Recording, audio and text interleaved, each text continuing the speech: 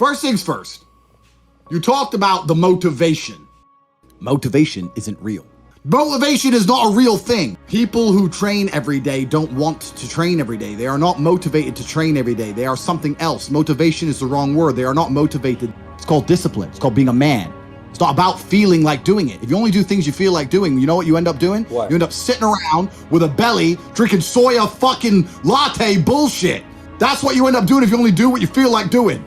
You have to wake up and say, I don't feel like training, but I must train. I will only drink water. I will stop being a loser. You need to do what you're supposed to do, not what you feel like fucking doing. Okay. That's the difference between a man and a fucking child. You do not become a man doing what you feel like doing. You become a man doing what you're supposed to fucking do. The men on the Titanic didn't feel like dying that day. It's your duty.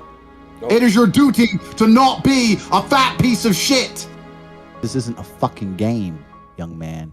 I'm deadly fucking serious. You don't get anywhere in life without discipline. You don't get to just play video games and get rich. None of that's real. Right. You have to turn up on time, look good, be sharp, be funny, be smart, remember things, charismatic. Right. You got to work hard like everyone else. I come from the era of discipline. I come from the old school ways. So you're in a world now where you can just, without discipline, stumble your way to success. Congratulations. But truthfully, to be truly a man, the absolute true marker of a man is his ability to do the things he doesn't feel like doing. Well, what else is a man good for if you don't do things you're not supposed to do? What would that make you if you sit around and only do what you feel like doing? What would that make you? So it doesn't matter if I'm happy or sad, I will still go and do X. That is my job. It's my duty as a man to do X. That's what I'm going to do. If you're going to doubt yourself, I mean, I understand why a lot of people doubt themselves. A lot of people doubt themselves because they're incompetent. You'd have to be a megalomaniac to not doubt yourself if you're an incompetent individual, right? If you're an idiot, or you're crap, or you're shit at things, of course you're going to doubt yourself, because you should, because you fail all the time. The only way you're going to start to not doubt yourself is if you show some competence, if you grow into a competent individual and perpetually succeed, as I do. I don't doubt myself because I never fail. So why would I doubt myself when I've never failed? Whereas if all I did was fail all of the time, of course I'm going to doubt myself. So your mentality is heavily linked to your reality. And the fact that most people have such weak mindsets comes from the fact that they have a weak life, a weak body, a weak social circle, a weak network, a weak bank account, a weak relationship, and then their mind is weak. Well, of course. Whereas if you had a group of soldiers around you, men who were dedicated, who would ride or die with you, if you were strong, if your woman would never leave you no matter what because she idolizes you, then your mentality would be strong. Your mind would be strong by extension. So if someone comes to me and goes, I doubt myself, I usually look at them and go, yeah, I understand why. You're a little fat piece of shit and you're stupid. Of course you do. If I was you, I'd doubt myself too. Let me tell you something. Depression is not real. Feeling depressed is real. You can feel depressed, but you feel depressed, and that is a natural biological evolutionary trigger for you to change something in your life. I don't have a disease. I'm just upset with my situation. Yep. I have people mess with me all the time. I'm fat and I can't get a girlfriend because I'm depressed. I'm like, no, pancake lover. You're depressed because you're fat and you can't get a girlfriend. Do you understand?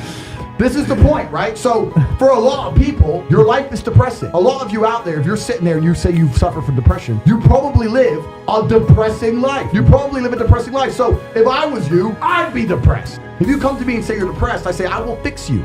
And you know what's crazy? When I said this depression thing wasn't real, do you know how many people stuck up for depression? You don't understand. I'm depressed. Depression's real. I was like, if it's so horrible, why are you defending it? I thought it was ruining your life, but you are desperate for me to believe in it. You want me to believe in it. You're sticking up for it. You're defending depression. Yeah. Trying to convince me it's real because it's your cure-all excuse for failure. When you're depressed, you can fail in every human metric. I fail at everything, but I'm depressed. It's not my fault. No, you're a failure. That's all you are, because you're not trying very hard. If you live in a house, I say this all the time. This is the reason I don't believe in depression. Because I don't believe in depression, I cannot become depressed. Yeah. No matter what the worst thing that could possibly happen to me on earth, I will feel sad, but I will recover and I will not become depressed because I don't believe in depression. If you're in an old haunted house, right? You have two people in two haunted houses. One believes in ghosts and one doesn't. You hear some noise in the night. The wind blows, right?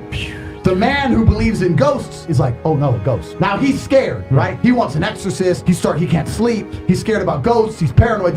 The guy who doesn't believe in ghosts goes wind, whatever, and goes back to sleep. Do you understand that it's the belief that gives it power? Right. If you don't believe in ghosts, the ghost can't hurt you. If you don't believe in depression, you can't become depressed. And I refuse to believe in something that's going to weaken me. Why would I believe in something that's going to weaken my ability to deal with problems in life? Why would I do that? Anyone who's watching this, I want you to understand, the last thing you should ever do is adopt the thinking of someone who is sad. As a man, you need to build your value. This has all been discussed a million times before. All the things I have are things I've got myself. If you have nothing worth having, you're gonna live a depressing life. I don't believe in depression. I refuse to believe in depression. You can sometimes feel depressed, but you do not have an imaginary disease called depression. You just need to change something. How do you get over being lazy? How old are you? 21. 21, you should be strong as an ox. Fucking, you're 21 years old, you have unlimited energy. You should have a six-pack on fucking accident at 21. You have all the time in the world. How do I fix you when you're so fundamentally broken? What's the fastest way to get a six-pack? Why does it have to be quick? Why does it have to be easy? Why do you think life is all quick and easy? Why can't it be hard and difficult? Why can't you suffer? Because suffering is what gives it value. If everyone had a six-pack and it was quick and easy, then it wouldn't be valuable, would it? If everyone walked around with a six-pack and they got it easily, then no one would give a shit.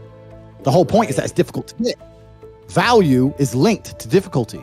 If you want something that is valuable, you need something which is difficult to obtain. The fact that you just said you wanted it quick and easily shows that your whole mental model is fucked. You shouldn't be thinking about quick and easy. You should be thinking about hard, suffering, pain, going through it. That's what you should be thinking about. This is going to be hard, but I'm going to do it anyway. Because when it is done, then everyone's going to know that I went through something difficult. I think we're here to struggle and to learn. I don't think we're here to be happy. That's why when we keep going back to the happy argument, I've always found that kind of frustrating and annoying. When someone goes, oh, but I want to be happy. Why? Why? Why do you want to sit there and laugh? Like you were happy your entire childhood. That's your happy days. You're allowed to be happy as a kid. It's all over now. And we're also here to do important things. And important things are going to be difficult. And they're going to be hard. And you're going to get frustrated. But that's what gives you purpose. I think we're here to endure pain. I think we're here to just see how hard we are to kill. I think that going through terrible things and living through them and coming out the other side is one of the most fantastic things about being human. I think that it's almost like once you understand what life is really about, there's no emotion which isn't enjoyable. The only emotional state which can be seen as detrimental is feeling nothing at all. I think we're here to struggle. I think we're here to go through pain. That's so I wake up each day and go, what can I attack? What problem can I solve?